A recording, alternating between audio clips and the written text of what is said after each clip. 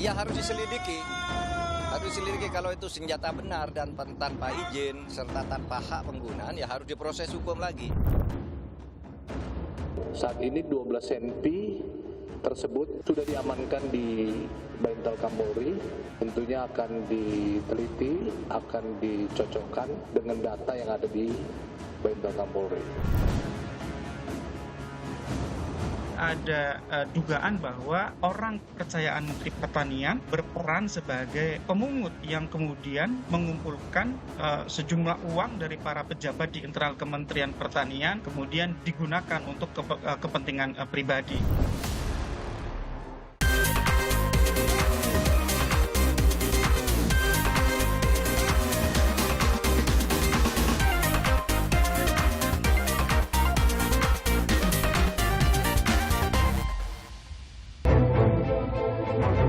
Pak Menteri akhirnya kembali pulang. Menteri Pertanian Syahrul Yassin Limpo kembali ke tanah air Rabu malam 4 Oktober 2023. Komisi Pemberantasan Korupsi melakukan penggeledahan pada tanggal 28 September 2023 pukul 16.00 WIB hingga tanggal 29 September 2023 pukul 24:11. Sebelumnya, penggeledahan juga dilakukan di kantor Kementerian Pertanian. Ahmad Syahroni, Bendahara Umum Partai Nasdem, membantah Syahrul menghilang setelah KPK melakukan penggeledahan di rumah dinasnya. Publik seolah-olah yang disampaikan oleh Wamentan hilang lah, itu nggak benar. Bahwa kan kita nih kadang handphone suka ketinggalan lah, atau memang keadaan kita lagi tidak memungkinkan pegang handphone. Nah itulah yang menyebabkan mungkin tidak ada komunikasi. Jadi setelah penggeledahan mungkin dia dapat informasi dan akhirnya ya kita maklumin bahwa stres sekali, kambuh prostatnya. Nah mungkin dia berobat untuk pemeriksaan lebih lanjut untuk menyembuhkan prostatnya dia. Komisi Pemberantasan Korupsi telah menetapkan Mentan sebagai tersangka dugaan kasus korupsi tertanggal 26 September 2023 seperti tercantum dalam surat yang sempat beredar. Surat pemberitahuan tersangka tersebut ditujukan kepada Presiden Republik Indonesia tertanggal 29 September 2023. Pasti bahwa dalam proses penyidikan yang sedang KPK lakukan ini berbeda ya, karena di KPK itu kan ada SOP tersendiri. Dasarnya tentu di Undang-Undang KPK ada pasal 44, kemudian KUHP juga dipakai dalam hukum acaranya begitu ya. Dalam proses penyidikan itu pasti kemudian ada pihak yang ditetapkan sebagai tersangka begitu ya. Namun siapa tersangka atau para tersangka yang sudah ditetapkan tersebut pada saatnya nanti pasti kami akan umumkan. Dugaan kasus korupsi yang menimpa Syahrul Yassin Limpo terkait dengan 3 tuduhan.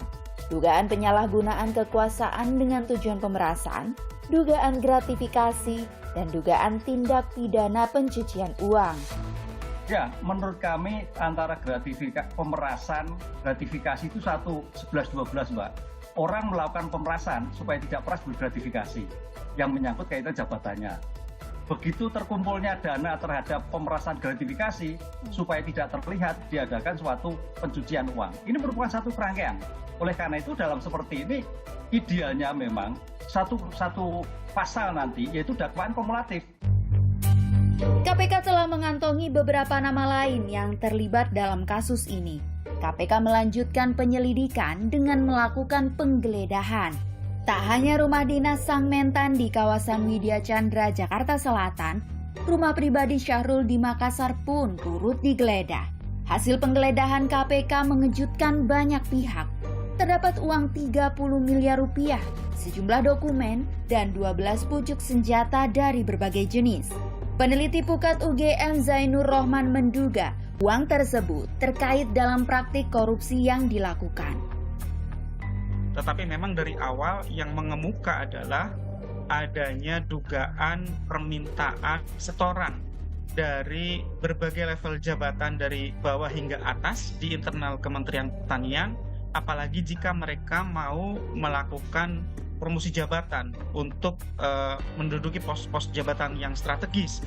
Ternyata diduga kuat ada dugaan bahwa orang kepercayaan Menteri Pertanian berperan sebagai pemungut yang kemudian mengumpulkan sejumlah uang dari para pejabat di internal Kementerian Pertanian, kemudian digunakan untuk kepentingan pribadi. Lalu, bagaimana dengan 12 bucuk senjata yang juga ditemukan di rumah dinas Mentan, kawasan Widya Chandra, Jakarta Selatan? Betul ada senpi, kami ingin menjelaskan bahwa kami sudah berkoordinasi dengan pihak kepolisian daerah DKI Jakarta, tentunya terkait temuan yang ada dalam proses penggeledahan dimaksud. Polda Metro Jaya memberi konfirmasi bahwa senjata api dari berbagai jenis tersebut memang dititipkan KPK kepada Polda Metro Jaya. Posisi terkini, senjata tersebut dalam penyelidikan mendalam di Kaba Intelkam Polri.